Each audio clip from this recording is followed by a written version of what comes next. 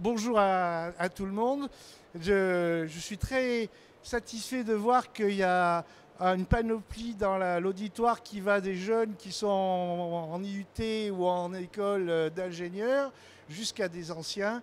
Et je pense que c'est extrêmement important d'avoir ce panel dans la mesure où ce que je vais raconter concerne aussi bien les seniors que les tout jeunes, dans la mesure où on va voir qu'on a des défis extrêmement importants à tenir dans les prochaines années et qu'il faut absolument qu'on mette toutes les possibilités, toute la puissance et les compétences actuelles dans les futurs challenges, les futurs défis qu'on va avoir à régler. Alors je me présente, mon nom c'est Olivier Bonneau, je suis professeur émérite parce que j'ai pris de l'âge. Donc à partir d'un certain âge, on n'est plus en activité normale. De Rennes 1 et de Supélec, qui s'appelle Centrale Supélec aujourd'hui. Et avant, j'étais à l'école centrale de Lyon. Donc vous voyez que j'ai un petit peu circulé. Et je suis depuis 2010 directeur général d'un GIP, c'est un groupement d'intérêt public qui s'appelle CNFM, qui est la coordination nationale pour la formation en microélectronique et nanotechnologie.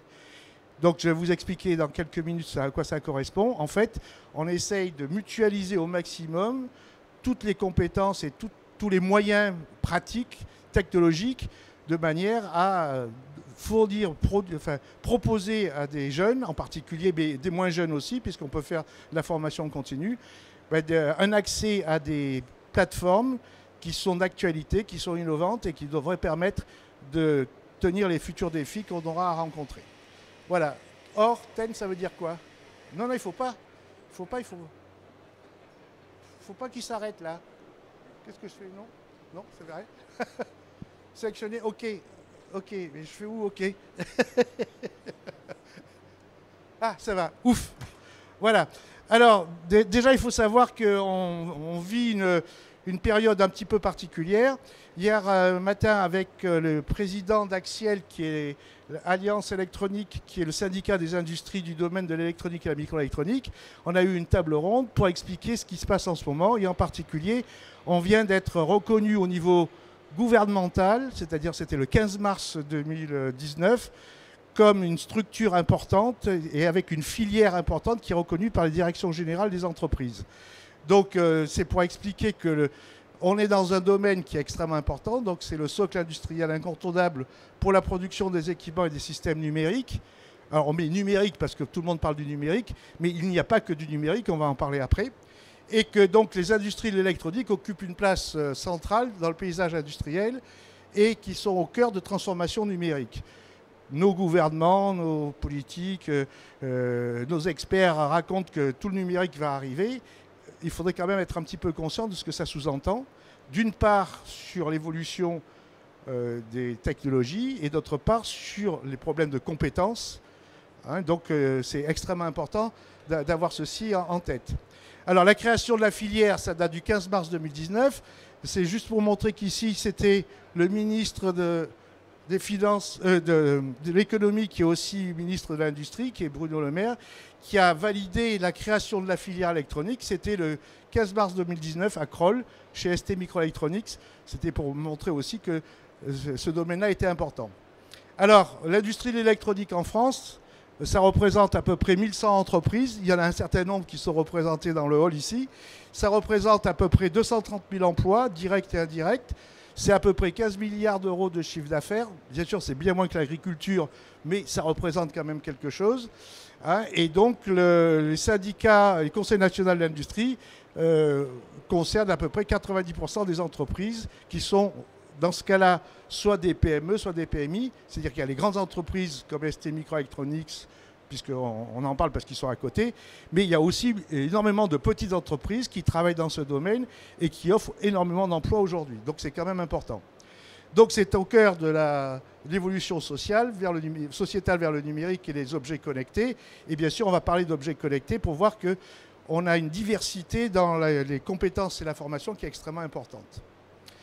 Alors, cette accélération, on appelle ça de la pervasion électronique, c'est-à-dire qu'on trouve l'électronique partout, on va en reparler après. Elle repose sur 4 piliers, les capteurs intelligents, les objets connectés, l'électronique de puissance, on en parle trop peu, ça devient de plus en plus important, et de la cybersécurité, c'est-à-dire qu'on fait des circuits, des systèmes qui sont connectés. Pour simplifier, il ne faut pas que lorsqu'on met son réfrigérateur en fonctionnement qui veut commander un paquet de beurre, on démarre la voiture dans la rue ou on stoppe un train à côté. Ça serait quand même dommage. Alors, on parle de la cybersécurité au sens sécurité, de la protection industrielle, etc. Mais la cybersécurité, avec des collègues qui sont ici présents et qui savent très bien, c'est aussi tout simplement la sécurité des objets physiques qui peuvent avoir des interférences et éventuellement créer des problèmes énormes dans toute la société.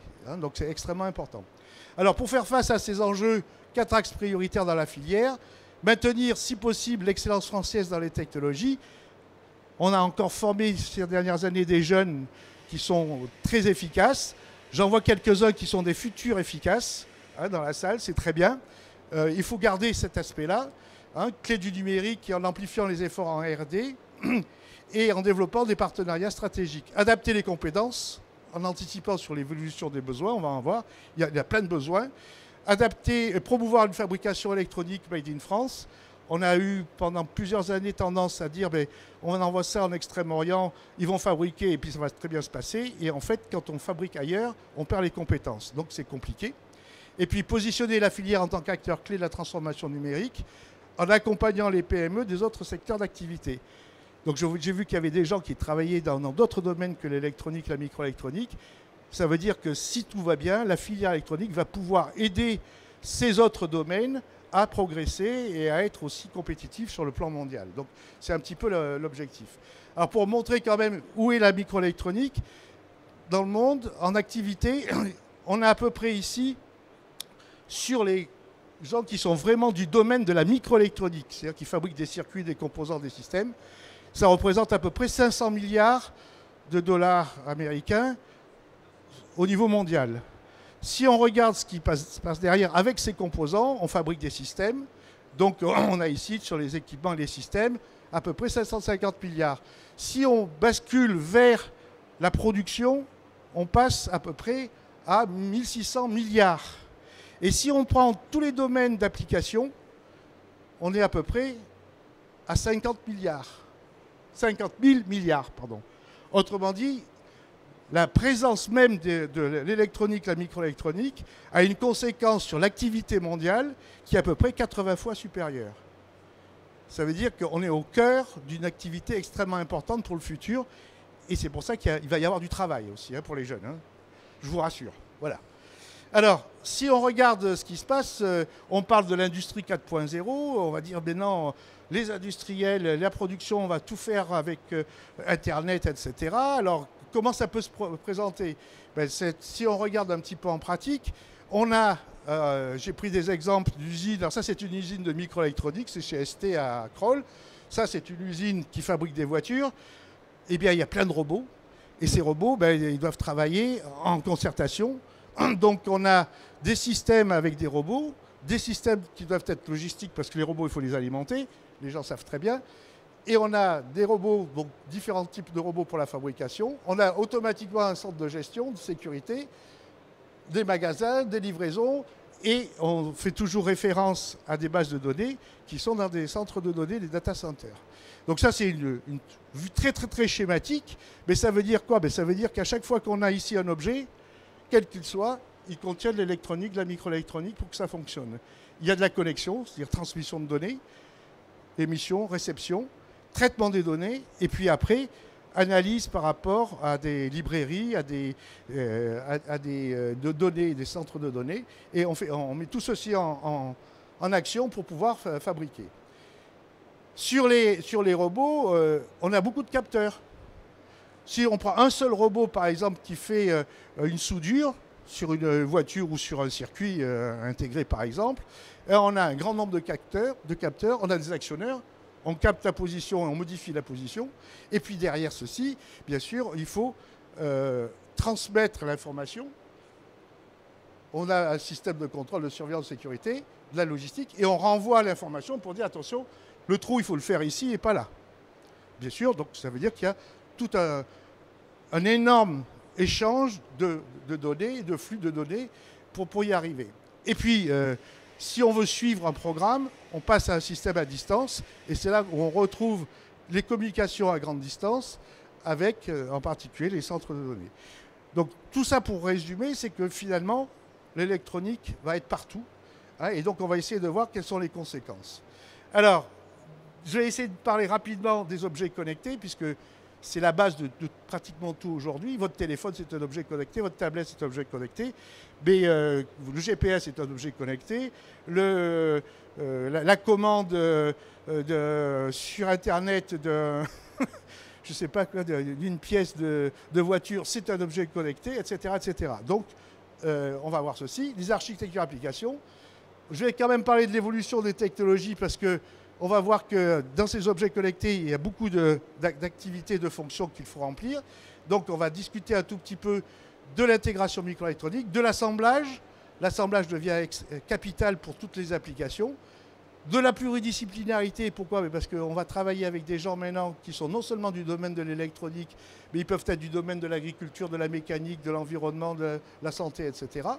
Et puis après, je vais vous expliquer ce que l'on essaye de faire au niveau national, c'est ma mission, au niveau du réseau national de microélectronique, pour former les gens et essayer de résister à cette évolution et d'apporter toutes les solutions futures qui vont être extrêmement importantes. Alors, sur les objets connectés, c'est une simplification de la présentation, mais vous voyez qu'il y a déjà beaucoup de choses, surtout pour les jeunes. Il faut comprendre tout ça, c'est compliqué, hein. En général, qu'est-ce que l'on a? On a au départ un capteur et un actionneur. En général, c'est couplé, hein, mais au moins un capteur déjà.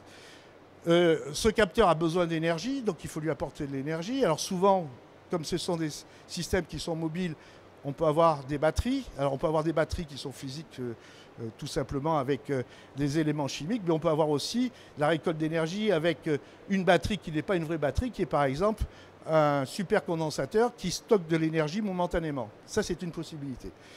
Donc il faut faire la récolte d'énergie, si on peut, capteur actionneur. À partir de là, les signaux sont en général analogiques. Une distance, ce n'est pas quelque chose qui est numérisé. C'est des microns, c'est des millimètres, c'est des kilomètres.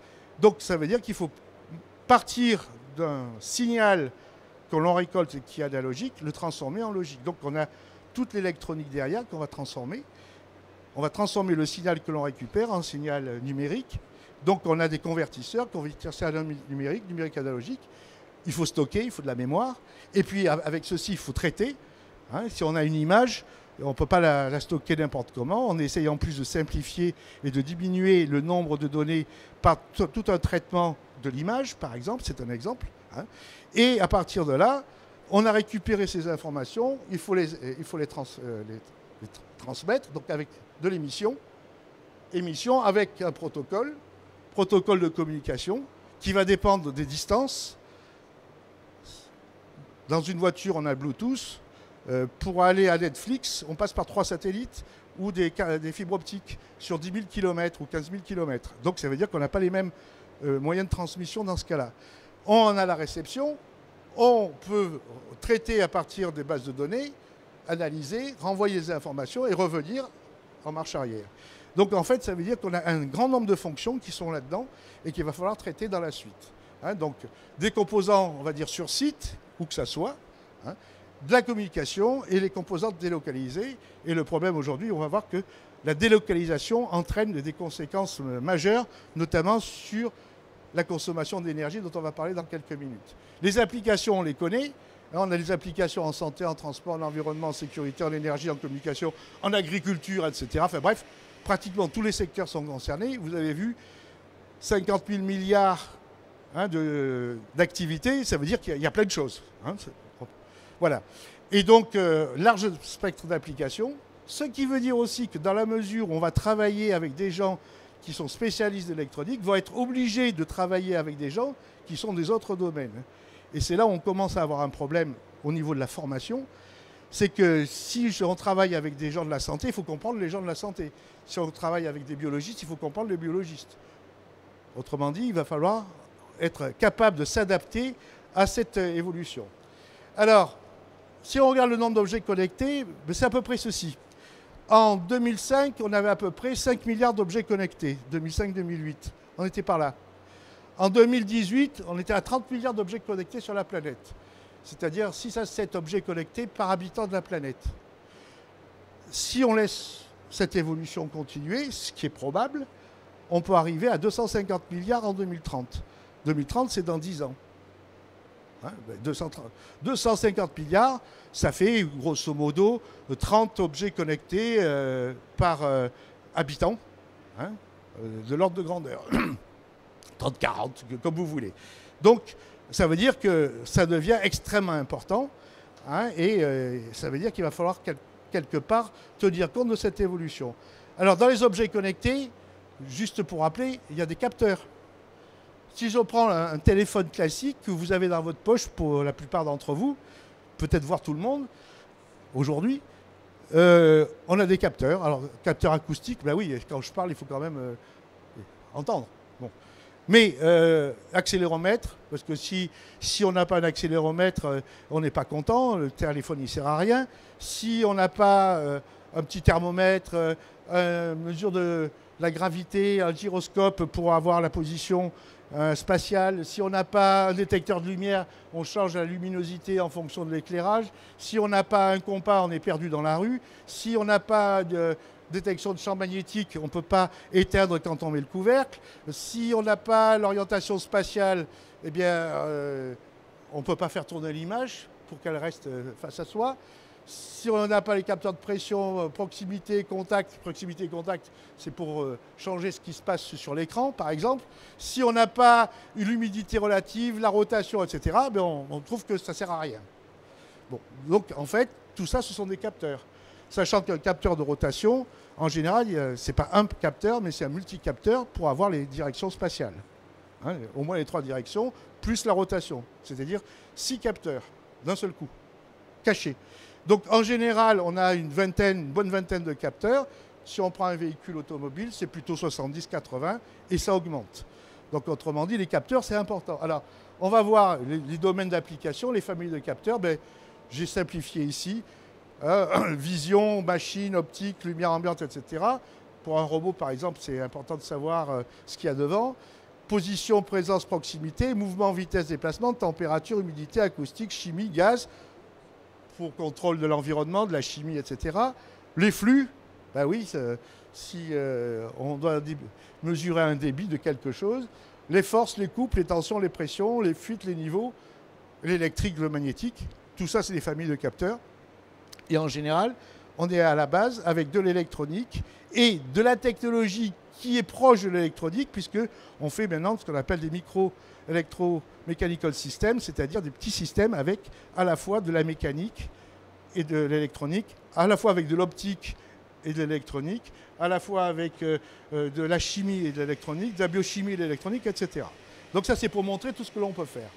Alors, si on regarde la projection pour les capteurs, en 2018, on était à peu près ici en nombre de capteurs. Hein, donc c'est à peu près 80 milliards de capteurs. Si on continue la tendance, on va arriver à peu près à 10 000 milliards en 2030. Ça commence à faire beaucoup, puis il faut les fabriquer. Hein. Voilà. Donc ça veut dire que c'est extrêmement important et que maintenant il va falloir un petit peu réfléchir sur la conséquence de cette augmentation du nombre d'objets connectés, de cette augmentation du nombre de capteurs. Alors, pour rassurer les gens, on dit ben, les investissements, vous voyez, ça continue. Hein, 2017-2018, vous voyez, c'est une croissance exponentielle. Donc, on va arriver à des milliers de milliards de dollars très rapidement si on continue comme on a la croissance actuelle.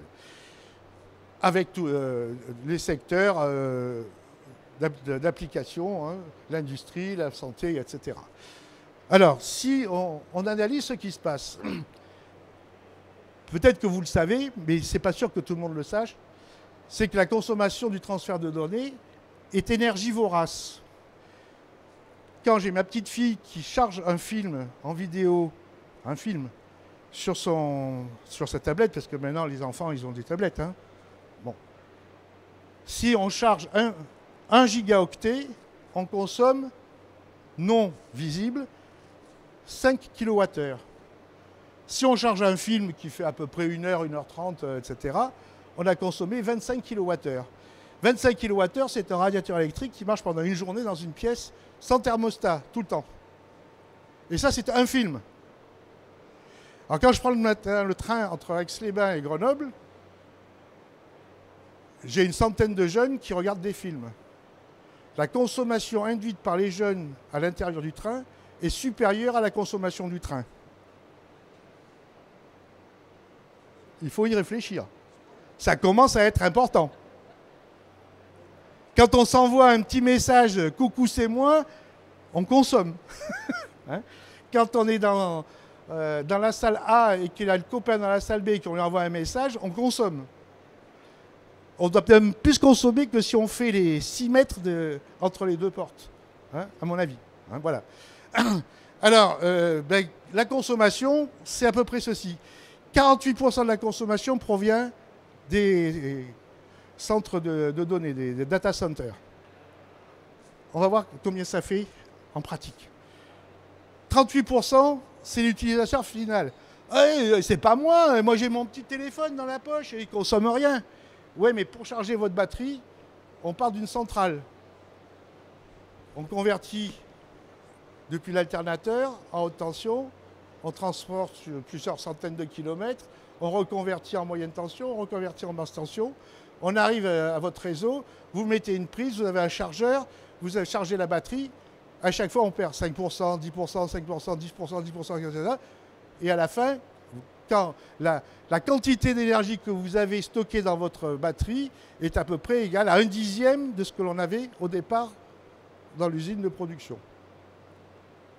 Et bien ça fait à peu près 30% à 40% de la consommation. Si on regarde les communications, ben c'est à peu près 15%. Alors les communications, on dit, ouais, mais maintenant, chez moi, j'ai la fibre optique. Ça consomme bien, il y a un gros flux, etc. Alors, je me suis amusé à faire un petit schéma comme ceci. Un câble de fibre optique, ça fait à peu près 7 cm de diamètre. Sur les 7 cm de diamètre, il y a 6 cm de métal. Ah mais pourquoi? Parce que la fibre optique a une perte optique qui est à peu près de 0,5 décibels par kilomètre. Alors je pense que les jeunes savent ce que c'est que le décibel dans ce cas-là. Hein, oui. C'est-à-dire qu'en 20 km, 20 km, on a 10 décibels. 40 km, 20 décibels. Oui. 20 décibels, c'est-à-dire qu'on a déjà divisé le signal par 100. 80 km, on a divisé par 1000. Le signal 1000 fois plus faible, il faut le amplifier. Ah ouais, zut, j'avais oublié. Si on doit faire 10 000 km comme ici entre Grenoble et Los Angeles pour avoir Netflix, on a fait plus de 10 000 km. Vous faites le calcul, il a fallu amplifier à peu près tous les 80 km, c'est-à-dire que vous faites 10 000 divisé par 80, hein, bon, vous faites diviser par 100, ça fait plus de 100. C'est-à-dire qu'on a amplifié plus de 100 fois, 1000 fois le signal. Ouh! Mais ça mange. Ça mange de l'énergie. Et donc, c'est pour ça que sur un câble qui fait 7 cm de diamètre, il y a 4 fois 10 microns de fibre optique en général, hein, dans les câbles classiques. Et tout le reste, c'est du cuivre pour alimenter les amplificateurs qui vont amplifier tous les 80 km le signal d'un facteur 1000. Et c'est pour ça que, même quand on est en fibre optique, hein, on consomme énormément d'énergie. Alors, je ne parle pas que quand on passe par 3 satellites, hein, pour remonter à la verticale, on va dire redescendre, hein, on consomme donc à peu près 15% de l'énergie, rien que pour le transport. Alors, si on regarde ce qui se passe aujourd'hui, on est par là. Alors, on est en 2020. Alors, je vais prendre la référence 2018 parce que ça existe dans les bases de données. En 2018, Internet, sur la planète, c'était 2900 TWh. Alors, si on fait un petit calcul, conversion des TWh en kilowatts, ou en watts, on arrive à 320 gigawatts. 320 gigawatts, qu'est-ce que c'est? Ben, c'est l'équivalent de 320 réacteurs nucléaires. Ouais, un réacteur nucléaire qui marche, enfin pas l'EPR pour l'instant, mais un réacteur qui marche, c'est à peu près 1 gigawatt. Donc, Internet aujourd'hui, c'est 320 gigawatts, c'est 320 réacteurs nucléaires sur la planète. On dit, ben ça va, ça suffit. Non, mais ça croît exponentiellement. Et donc, tous les 4 ans, on multiplie par 2. On multiplie par 2, on multiplie par 2. Si on arrive en 2040, la consommation d'énergie due à Internet sera supérieure à la consommation d'énergie totale de la planète de 2018. Vous entendez certains écologistes qui disent qu'il faut arrêter le trafic aérien, c'est scandaleux, ça pollue, etc. Internet en 2018, c'était 3 fois le trafic aérien mondial. Aujourd'hui, c'est 4 à 5 fois. Dans 2 ans, ça sera 8 fois. Il va falloir réfléchir. Donc c'est pour montrer que les choses ne sont pas aussi simples. Hein. On a une consommation qui double tous les 4 ans. Hein. C'est à peu près 20% par an. Donc pour ceux qui connaissent un petit peu la microélectronique, on a une croissance de la consommation d'énergie qui est supérieure à la croissance de la loi de Moore sur l'intégration. Ça vous dit quelque chose, la loi de Moore? On va la voir tout à l'heure. Allez, je vais vous montrer quelque chose. Donc ça veut dire que maintenant, il faut être conscient que si on continue à avoir la croissance, notamment donc, de tout ce qui est connecté, il va falloir tenir ceci. Et en particulier, on ne pourra pas résister à une consommation qui, en 2040, sera supérieure à la consommation mondiale, toute activité confondue, rien que pour Internet. Ce n'est pas possible. Donc, nouveau défi, bien sûr, objet et développement durable. Définition pour l'innovation aujourd'hui, réduire la consommation d'énergie des composants eux-mêmes. On a des composants qui sont tout petits, mais ce sont des passoires à leur niveau. On dit, ouais, mais je n'ai que 40 femtoampères sur la grille de ce transistor. Oui, mais comme on en a 10 milliards dans le circuit, vous remultipliez par 10 milliards. Hein, donc, ça veut dire qu'il faut commencer à y réfléchir. Modifier les architectures de circuits. Alors que j'ai des collègues dans la salle qui savent très bien pourquoi. Hein, on a une consommation des circuits qui est énorme dans la mesure où on a une très très grande quantité de composants qui sont à l'intérieur. Alors, on parle d'intelligence artificielle aujourd'hui. Le système le plus performant en intelligence artificielle a l'équivalent de 1 million de neurones. Il consomme 350 kilowatts. On prend votre cerveau normal, hein, vous êtes tous à peu près pareils hein, dans la salle, comme moi. On a à peu près 10 milliards de neurones et 10 millions de milliards de synapses. Si on veut faire un système d'intelligence artificielle équivalent au cerveau humain, on en serait à 350 terawatts pour un cerveau. Et notre cerveau à nous, c'est 50 watts. Non, mais il marche bien, là, il réfléchit en ce moment, il est à 50 watts. Hein, 20 watts au repos et 50 watts en max. Donc, ça veut dire qu'il se passe quelque chose. Or, qu'est-ce qui se passe? C'est que votre cerveau, et le mien aussi normalement, laisse 99% de l'activité en veille et n'active que ce qui est vraiment utile. Et donc, les personnes qui travaillent notamment dans les architectures de circuits, j'en ai un qui est devant moi, travaille aujourd'hui pour essayer de n'avoir que la partie utile des circuits qui consomment. Et si on fait ceci, on peut diviser par 100 la consommation. Alors, il y a des tas d'astuces. Il y a des astuces, c'est par exemple passer de secteur, d'activité, on appelle ça synchrone, à une activité asynchrone. La synchrone permet à ce moment-là, dans certains domaines des circuits, de n'utiliser que ce qui est utile et non pas alimenter tout le circuit partout inutilement. Donc on a besoin de gens compétents hein, qui travaillent dans ce domaine-là. Voilà, donc prolonger le fonctionnement en veille. Alors c'est compliqué, le cerveau il marche très bien, mais quand on a une zone en veille dans un circuit, il faut la réactiver au bon moment. Et il faut que ça ne dure pas trop longtemps. Et donc il y a des challenges au niveau de la conduite hein, de cette fonction de remise en route après la veille, de mise en veille quand c'est nécessaire. Il ne faut pas mettre en veille ce qui est utile. Donc voilà un tout petit peu les besoins qui vont apparaître, hein, c'est-à-dire essayer de minimiser la consommation à tous les niveaux et bien sûr minimiser aussi la consommation dans les transmissions. Et privilégier par exemple les communications locales. Donc on a un besoin élevé de compétences et de savoir-faire pour tout ceci. Alors sur l'évolution des technologies, je vais juste faire un petit balayage. Je pense que certains qui sont dans cette salle le connaissent très bien. Pour montrer qu'on est parti d'un objet qui faisait à peu près 1 cm de côté et que 50 ans après, il faisait quelques dizaines de nanomètres de côté. Hein. Donc c'est ce qu'on appelle l'évolution grâce à l'évolution bien sûr des technologies. Ces technologies dépendent de beaucoup de paramètres. On a besoin des gens qui sont spécialistes de mécanique, d'optique, de thermique, de matériaux, bien sûr, d'électricité, d'électronique, de conception. Hein. Tout ça, c'est ce qui a réussi à faire gagner des décades sur les dimensions. Là, ici, j'ai fait exprès de prendre des exemples depuis 1947 jusqu'en 2012, avec l'évolution des technologies. Quand j'étais étudiant, je travaillais essentiellement sur les transistors bipolaires. C'était dans les années 70. Hein.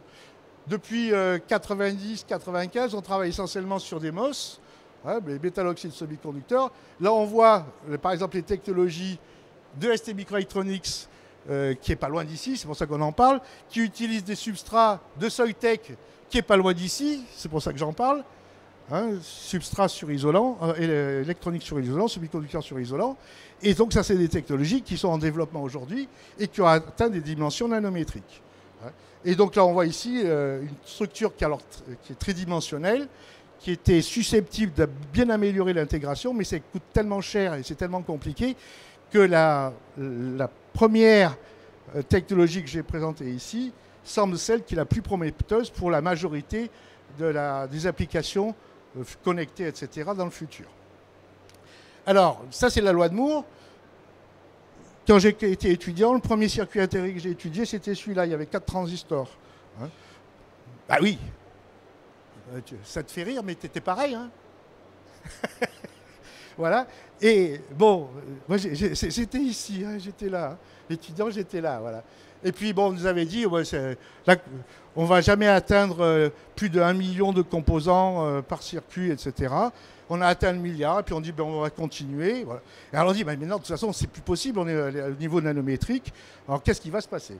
Alors, simplement pour expliquer qu'on a réussi à trouver le moyen d'augmenter l'intégration grâce à des tas d'astuces, hein, au niveau technologique. Et puis, on s'est dit, mais on peut faire aussi des technologies maintenant avec des couches empilées, avec des canaux superposés, hein, avec des structures bidimensionnelles, tridimensionnelles.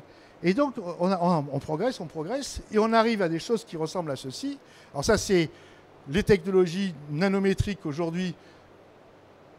Si nous sommes sur isolant ou ce qu'on appelle FinFET, le fin, c'est l'aileron de requin, donc c'est la structure avec un aileron. Hein. C'est ça qu'on appelle FinFET. Et on arrive maintenant à des structures qu'on empile. Ça, c'est des résultats de laboratoire qui est pas loin d'ici, qui est du LETI, hein, qui est le CA, qui est de l'autre côté de Grenoble. Hein. Donc avec des empilements, on fait maintenant un empilement tridimensionnel.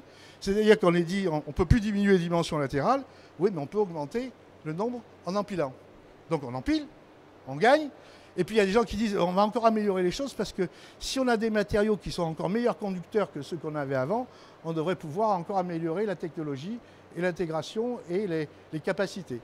Et donc on utilise aujourd'hui, alors ça ne marche pas encore très bien, hein, il faut avouer, mais des couches qu'on appelle bidimensionnelles, comme le graphène, le phosphène, notamment, qui sont des couches, une couche atomique d'atomes qui peut être conductrice et qui peut être impliquée dans un transistor, c'est-à-dire un interrupteur commandé. Un transistor, c'est un interrupteur commandé. Donc ça, c'est l'évolution des technologies. Mais on dit, ben, on peut aussi augmenter la complexité, donc on peut augmenter le nombre de strates. Donc ici, c'est pour montrer que la complexité intervient aussi en tridimensionnel. Ça, c'est pour les interconnexions. Donc on augmente le nombre d'interconnexions. Ça permet de gagner du terrain. Et puis, à partir de là aussi, on peut dire, mais on peut faire de la grande surface. Alors la grande surface, qu'est-ce que c'est? Ben, ça, c'est un composant de grande surface. Ça. Votre téléphone, qui est là, ça, c'est une électronique grande surface. Ce n'est pas un circuit intégré, c'est un circuit qui a plusieurs milliards de composants, mais qui fait plusieurs centimètres, voire plusieurs décimètres carrés. ce qu'on appelle l'électronique grande surface. Donc on a développé ces électroniques et ça a permis de faire des écrans plats, des diodes électroluminescentes. Maintenant, la plupart des écrans marchent avec ce qu'on appelle des OLED, c'est des composants organiques. On peut utiliser bien sûr d'autres matériaux. Il faut réfléchir parce qu'on va avoir des besoins de nouveaux matériaux dans la mesure où on épuise les autres. Et puis on peut avoir donc des technologies bidimensionnelles. On peut faire l'empilement, on peut faire la combinaison, on peut faire maintenant de l'électronique souple. C'est un écran par exemple sur un film plastique. Alors peut-être que vous avez vu, il y avait je crois que c'est Samsung qui avait sorti récemment un téléphone qu'on pouvait plier en deux, mais le problème c'est qu'en fiabilité, c'est pas tienne. Quand on plie, au bout d'un moment, on peut tout casser. Mais bon, ça veut dire que c'est possible. Ce qui est intéressant, c'est que cette électronique est beaucoup moins consommatrice. Pour vous donner une idée, un tube cathodique qui consommait 200 watts, pour la même image aujourd'hui, on est à quelques dizaines de milliwatts. Grâce à ces technologies. Ça veut dire qu'on est en train de réfléchir aux possibilités. On peut faire aussi, ça se fait au niveau international maintenant, mais ça se fait aussi du côté de Grenoble, de l'électronique sur papier. Pas trop compliqué, mais de l'électronique sur papier quand même. Voilà, donc ça c'est les évolutions. Et sur les assemblages, eh bien, il faut faire du collage. On fait des empilements, on va voir. On fait donc des structures hétérogènes et on arrive à des choses qui sont comme celle-ci. Alors ça c'est un exemple d'intégration qu'on appelle System in Package. C'est System on Chip, pardon. On a ici un GSM, ça peut être utile. On peut avoir un GPS, ça peut être utile. Et ça c'est un circuit qu'on peut avoir par exemple dans un téléphone. On a émission-réception et on a en même temps le GPS. Circuit classique, c'est un circuit de ST Microelectronics. Mais on peut faire aussi de l'empilement de puces. Ça, c'est un circuit complexe, mais on peut aussi les empiler. Mais ça veut dire que pour la même surface, on a augmenté par un facteur du nombre de puces qu'on empile. Donc on arrive à des choses qui sont extrêmement complexes, on va voir comment. Et puis sinon, on peut faire aussi une technologie qui est mixte, qui combine, par exemple, dans ce cas-là, c'est de la mécanique, de la fluidique, de l'électronique et de la chimie, puisque par exemple on peut faire l'analyse d'un produit chimique à l'intérieur de cette structure. Donc tout ceci veut dire qu'on fait évoluer les choses, on fait évoluer l'assemblage, on arrive à des systèmes où on met plusieurs puces empilées les unes sur les autres, comme celle-ci, et on arrive à cette situation où on fait, par exemple, ici sur le même substrat, d'un côté, on a une fonction, de l'autre côté, on peut avoir une autre fonction, on fait les contacts, on continue, et on arrive, par exemple, à ceci. C'est une mémoire avec 48 puces empilées. Si ça marche, je dis bien si ça marche, on va avoir des problèmes d'énergie. Si ça marche, on peut faire, sur la surface d'une puce classique, l'équivalent de 10 téraoctets, c'est-à-dire, si tout va bien, dans quelques années, on aura sa clé USB qui pourra faire 10 téraoctets dans sa poche. Alors ça, c'est des résultats de recherche. Il faut encore le transférer. Il y a encore des problèmes. C'est pas si simple. C'est Intel qui a sorti ce produit, mais il n'est pas encore en vente. Il y a encore plein de problèmes. Autrement dit, il y a plein de choses qui évoluent.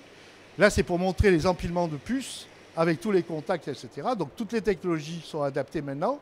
On peut faire des combinaisons. Et finalement, on arrive à ceci. C'est la loi de Moore qui a changé. Ça, c'était la loi de Moore qui était due simplement à l'intégration classique. Et maintenant, comme on fait les empilements, on redémarre avec un facteur multiplicatif. Et vous voyez que ici, ça s'appelle System on Chip, System in Package. Eh bien, on a une nouvelle croissance exponentielle. Sachant qu'ici, ça, c'est 10 puissance 4 fonctions. Chaque fonction pouvant compter plusieurs millions à plusieurs milliards d'éléments élémentaires, enfin de composants élémentaires. Donc on continue la croissance avec une autre évolution, c'est la combinaison hétérogène des choses. Alors, ça veut dire quoi? Ça veut dire qu'on est en train de complexifier énormément les choses et il faut absolument qu'on forme les gens. Alors, je vais quand même vous présenter ce que l'on fait dans notre réseau, qui est national, pour essayer de relever ces défis, de former des gens qui seront capables de résoudre tous les problèmes que j'ai évoqués. Donc, notre réseau, comporte 12 centres interuniversitaires. Il y en a un à Grenoble qui s'appelle le CIM Nanotech. Peut-être que les étudiants de Polytech ont déjà mis les pieds dans la salle blanche. Oui, c'est bien. C'est bien parce que tout le monde ne veut pas y aller. Donc, on a 12 pôles français, c'est les noms en rouge. Le CIM Nanotech, c'est le Centre interuniversitaire de microélectronique de Grenoble. Moi, j'ai créé, il y a un certain nombre d'années, ça fait presque 40 ans, le Centre commun de microélectronique de l'Ouest. Ce sont des plateformes qui sont mutualisées, interuniversitaires et qui permettent d'avoir des équipements pour faire travailler les jeunes et leur donner le savoir-faire. Alors, pour donner une idée, on a 12 pôles, il y a 90 filières de formation utilisatrices, 60 laboratoires de recherche qui sont utilisateurs, ce n'est pas des centres de recherche, mais ils sont utilisateurs des plateformes, parce que ça permet de minimiser les coûts. On travaille avec tous les membres d'Axiel, qui est partenaire, membre du groupement d'intérêt public, et donc on a une relation permanente entre le secteur industriel et le secteur de la formation. C'est extrêmement important. Et donc, on a à peu près 15 000 étudiants en formation initiale, un bon millier de doctorants, en général, qui travaillent sur les plateformes en France, et de l'ordre de 600 à 700 personnes qui viennent des entreprises en formation continue pour s'adapter à ces technologies. Ça, c'est pour donner une idée. Alors, ce qu'on voit ici, c'est tous ces points orange, c'est toutes les entreprises du domaine. Alors, ici je n'ai pas réussi, mais il doit y avoir à peu près 40 à 50 points ici. Sur la région de Grenoble. Il y a plein d'entreprises ici que je n'ai pas pu représenter. Voilà, c'est pour montrer qu'on est dans ce contexte. On travaille bien sûr avec tous les secteurs d'activité, les réseaux, qui soient plus ou moins industriels ou purement recherche. Peut-être des gens connaissent Pôle de compétitivité, Centre Carnot, Institut de recherche technologique, l'ABEX, Laboratoire d'excellence, etc. C'est ce qu'on a à Grenoble, par exemple, ici. Et puis, on retrouve les centres de performants comme le LETI, le CEA, le LTM. Le CMP, c'est le Multi-Chip Project, c'est une unité de service du CNRS qui permet aux jeunes de faire des circuits, de les fabriquer en mutualisant la surface des circuits pour faire un grand nombre de produits en faible quantité pour pouvoir réaliser ceci à un coût abordable. Des entreprises peuvent aussi être utilisatrices de ces structures-là. Voilà. Et donc, ça, c'est pour dire ce que l'on fait dans le réseau. On fait de la conception. C'est très important. On utilise des outils. On a un centre national qui nous délivre toutes les licences pour tous les outils classiques de conception. De la technologie dans les salles blanches. On a 7 salles blanches dans le réseau national. De la caractérisation. On va à l'échelle atomique. Ça, ce sont des microscopes à force atomique qui permettent de voir les atomes. Parce qu'on travaille à ce niveau-là aujourd'hui. Et puis ça, c'est toutes les caractérisations. Et en plus, ce que l'on essaye de faire, c'est que comme on trouve qu'il n'y a pas assez de jeunes, on essaye de faire la sensibilisation des lycéens pour qu'ils viennent vers nous. Donc, c'est très, très, très important comme activité. Voilà, on reçoit à peu près 17 000 étudiants physiques, ce qui fait 23 000 étudiants sur les plateformes, puisqu'il y a des plateformes sur lesquelles on vient d'un côté et on va de l'autre. Par exemple, les étudiants de Lyon sur les plateformes de Lyon, ils viennent faire la salle blanche à Grenoble. Voilà. Donc, innovation permanente. On a eu, grâce aux investissements d'avenir, un financement qui s'appelle IDEFI. Et on a donc formation innovante en micro-nano-électronique. Et donc, c'est un programme sur 8 ans qui nous a permis de mettre à jour les plateformes de manière à former au mieux les étudiants pour essayer de résoudre les futurs défis. Voilà. Et donc, on a chaque année, en ce moment, à peu près 6 000 étudiants qui travaillent sur les plateformes innovantes, c'est-à-dire qu'il y a la formation initiale de base, et à partir de cette formation initiale de base, on peut améliorer la qualité et l'originalité des travaux. Et ça représente à peu près 300 000 heures chaque année sur ces plateformes innovantes. Même plus que 500 000 heures, pardon. Alors, pourquoi c'est important ? Le savoir-faire est capital. Alors, le savoir-faire, il commence déjà au niveau des concepteurs. C'est mon collègue qui est ici, qui est concepteur, qui a proposé cette représentation. Il peut même donner des explications après. Mais donc, c'est pour montrer que aujourd'hui, la conception devient extrêmement complexe, puisqu'on a à la fois des aspects système, des aspects bien sûr applicatifs, de l'application réelle de la microélectronique elle-même. Et puis après, il faut transformer ça et le mettre à disposition des utilisateurs. Donc il y a tout ce qui est ce qu'on appelle le packaging, l'assemblage, qui est extrêmement important. Et en fait, il faut combiner tout ceci pour arriver à un produit fini. Ce qui veut dire que nous, il faut que l'on forme des gens qui soient capables de faire toutes ces étapes. Hein, c'est pas simple. Voilà. Donc ça, c'est l'aspect système sur puce en particulier. Donc ça, c'est des filtres. C'est pareil, ça c'est fait par mes collègues concepteurs. Ça, ce sont des structures originales. Ça s'est fait à Toulouse, hein, qui utilisent des nano, on appelle ça des nanoparticules, pour essayer de faire des mémoires qui sont moins consommatrices. J'ai dit tout à l'heure qu'il fallait diminuer la consommation, mais tout ce qui va dans ce sens-là, on essaye de le faire. Alors, on y arrive, on n'y arrive pas, mais de toute façon, si on n'essaye pas, personne ne le fera. Ça, c'est des exemples de détecteurs et de contrôle, hein, de nano-objets grâce à la diélectrophorèse. On applique des tensions et on fait des déplacements et du tri de particules. Ça peut être des particules biologiques sur des distances extrêmement faibles. Hein, c'est utilisé notamment pour la médecine et la biologie. On peut faire des structures aujourd'hui qu'on appelle des nanophiles. Hein, ça, c'est mes collègues de Rennes qui font des nanophiles pour faire des détecteurs qui sont extrêmement petits. S'ils sont petits et peu consommateurs, c'est mieux. On peut faire des circuits ici, des microélectromécaniques, par exemple des détecteurs de pression, ça c'est fait à Grenoble, des capteurs magnétiques, ça c'est fait à Rennes, des capteurs chimiques et biologiques, ça c'était aussi à Rennes, c'est ce que j'avais engagé il y a quelques années. On peut faire des capteurs micromécaniques et des actionneurs, ça c'est des micro-actionneurs, c'est fait aussi à Grenoble par exemple. On peut faire des actionneurs thermiques, ça peut être utile, ça permet en particulier par exemple de détecter la température dans un téléphone.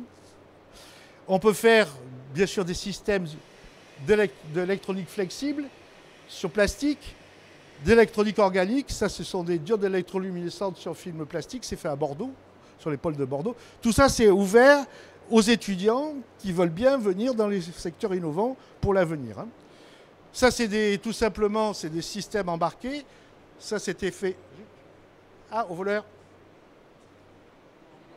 Ah, ça, c'était fait à Grenoble par mon collègue qui est ici. Hein, c'était... Ah, c'est toi qui faisais ça. Hein. Voilà. Hein, donc, l'électronique embarquée, ben, c'est extrêmement appliqué aujourd'hui dans les objets connectés. Avec le gros problème, c'est que l'électronique embarquée utilise ce qu'on appelle des circuits qui existent, qui sont essentiellement des FPGA. Mais les FPGA sont tous avec une dimension. Donc on peut utiliser un cinquantième de ce qui est utile dans ce FPGA. Seulement, c'est programmable, c'est commode, c'est rapide, mais ça consomme. Donc il va peut-être falloir changer l'état d'esprit des entreprises sur ce domaine-là.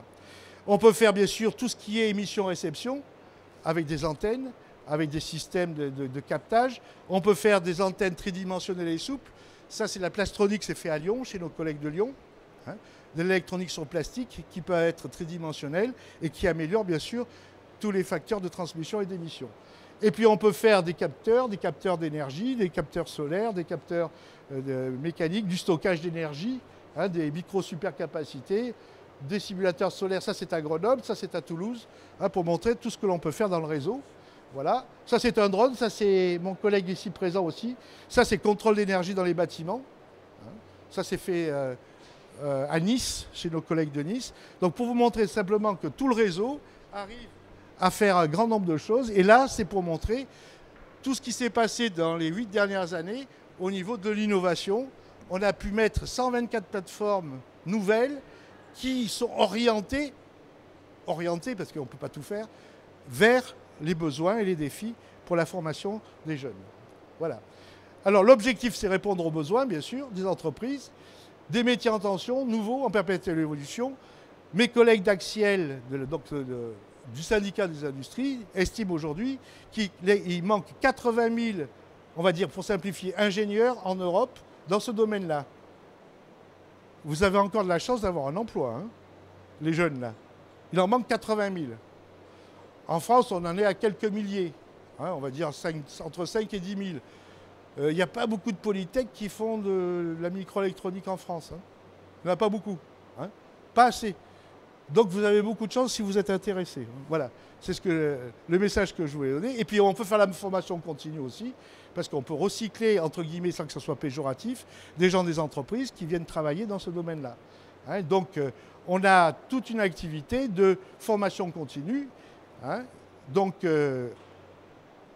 se former avec notre réseau, formation alliance savoir et savoir-faire. Savoir-faire parce qu'on a justement des plateformes, donc on peut inviter les gens à venir. On peut faire de la formation continue, on va dire traditionnelle. On peut faire de la formation continue sur demande. Par exemple, on peut répondre à des besoins. On a répondu à des besoins comme E2V qui est à Saint-Égrève, à ST Microelectronics qui est à Crolles. C'est pour donner des exemples. Hein. Il n'y a pas que, hein, mais ça existe aussi. Voilà. Et bien sûr, tout ça pour dire que maintenant, on a vu qu'on est dans une évolution fulgurante. On a vu que les technologies sont extrêmement complexes. Elles permettent le développement, bien sûr, des objets connectés, l'avènement de l'industrie 4.0, etc. Mais il y a des défis de consommation d'énergie, des défis de minimisation de transfert de données, de sécurité numérique. Et tout ça, c'est ce que l'on essaye de faire dans le cadre de notre réseau. Hein. Il faut que la formation puisse répondre à ces exigences. Et donc, notre structure, bon, je fais un petit peu de publicité pour notre structure aussi, hein, essaye de contribuer à ceci. Et c'est grâce, alors je vais quand même dire une chose, c'est que c'est grâce en moyenne, on est à 300 à 400 enseignants et enseignants-chercheurs en France qui travaillent dans ce réseau-là pour essayer de former les jeunes le mieux possible et qu'ils puissent répondre à ces défis. Voilà un petit peu. Donc, l'objectif, bien sûr, et il faut accroître le vivier de former et bien former avec des compétences. Aujourd'hui, le ministère nous dit qu'il faut former les gens sur Internet. Je suis désolé, si vous n'êtes jamais rentré en salle blanche, c'est quand même difficile de comprendre la technologie. Hein? Si vous n'avez jamais fait une manip d'assemblage, c'est difficile de comprendre que finalement, on va avoir à la fois des problèmes de placement, des problèmes de température, des problèmes de métallurgiques, des problèmes chimiques, des problèmes mécaniques, des problèmes optiques, des problèmes... Si on ne l'a jamais fait, on ne sait pas. Et donc, je pense que dans la formation, c'est indispensable de le faire.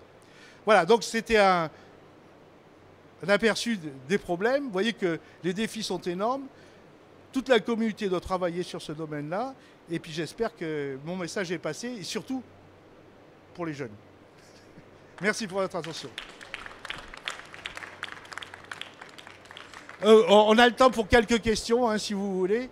Je suis ouvert aux questions et puis j'ai des collègues dans la salle qui peuvent aussi répondre, donc c'est commode. Voilà. Tu n'as pas mentionné le quantum computing. Pour l'instant, c'est du futur à longue distance. Hein.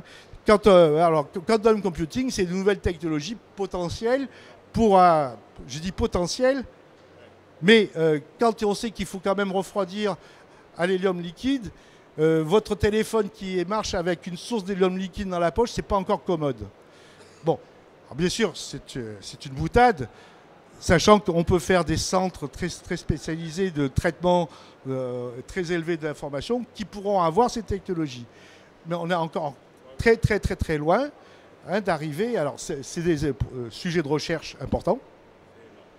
C'est énorme, mais on est encore très, très, très loin de l'application en réel. Je ne sais pas, oui, si vivant, je le verrai. Mais peut-être que vous, les jeunes, vous l'utiliserez.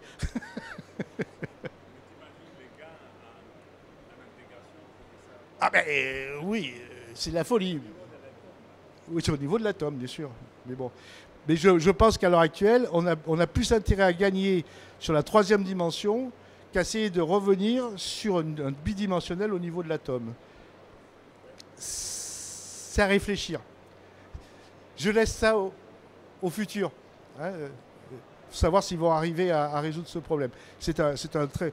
Et sachant que pour être efficace, ce qu'on appelle donc la quantum électronique, ça nécessite quand même de travailler à très, très, très basse température et c'est très consommateur d'énergie.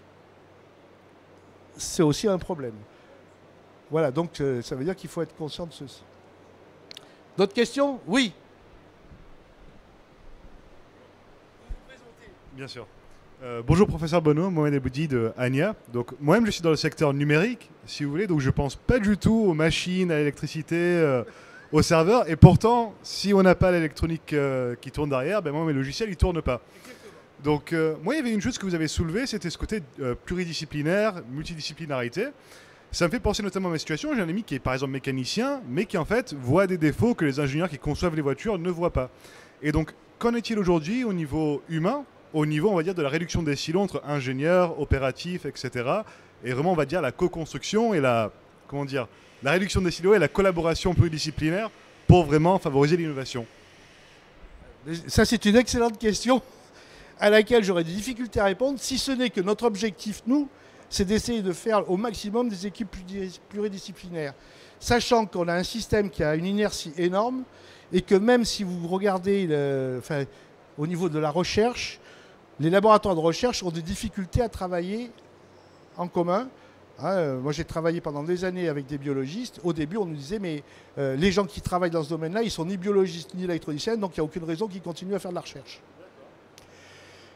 Les choses évoluent, mais c'est lent. C'est lent. Et de toute façon, il y a une chose qui est... Enfin, moi, j'en suis convaincu.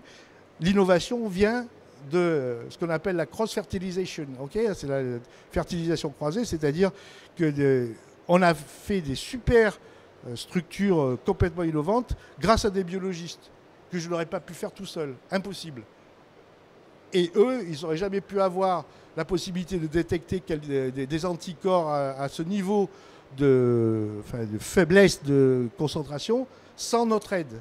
Autrement dit, c'est grâce à ce travail pluridisciplinaire qu'on a créé des choses un petit peu originales et nouvelles. Mais ça veut dire que ce n'est pas si simple. Et ça veut dire aussi qu'au niveau des entreprises, la pluridisciplinarité apparaît même dans la discipline. Autrement dit, les choses deviennent tellement complexes. Si on prend par exemple les concepteurs, ils ont des outils qui nécessitent en moyenne plusieurs années de pratique pour commencer à bien maîtriser l'outil.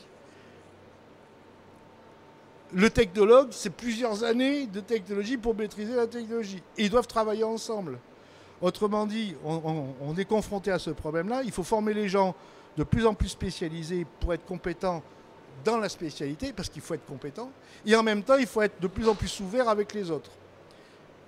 C'est compliqué. Mais ça veut dire aussi qu'il faut déjà penser à cet avenir, notamment chez les jeunes, sachant qu'ils vont être amenés certainement à travailler dans le futur en équipe. On ne peut pas travailler tout seul. On nous dit soyez seul, vous serez le meilleur. Non, tout seul, on est mauvais aujourd'hui. C'est une équipe et éventuellement pluridisciplinaire qui peut apporter le maximum de choses. Mais il faut apprendre à travailler comme ceci.